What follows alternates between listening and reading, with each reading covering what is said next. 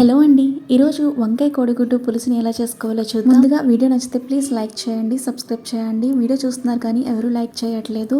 కడాయిలో కొంచెం ఆయిల్ వేసుకొని, కారం, పసుపు వేసుకొని, ఉడికించిన కోడిగుడ్లు వేసుకొని ఈ మంచిగా ఫ్రై చేసుకోవాలండి.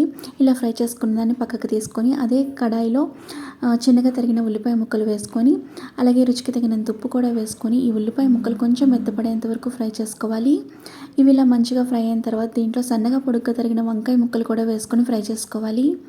ఈ వంకాయ ముక్కలు కూడా బాగా మెత్తపడిన తర్వాత దీంట్లోకి 1 కప్పు దాకా చింతపండు రసాన్ని వేసుకోవాలి. అలాగే 1 స్పూన్ దాకా కారం వేసుకోవాలి. ఇంకొంచెం కారం ఎక్కువ తినేవాళ్ళు ఇంకొంచెం కారాన్ని యాడ్ చేసుకోవచ్చు. ఇలా వేసుకున్న తర్వాత దీంట్లోకి మనం ఉడికించిన గుడ్లను కూడా వేసుకొని బాగా కలుపుకోవాలి.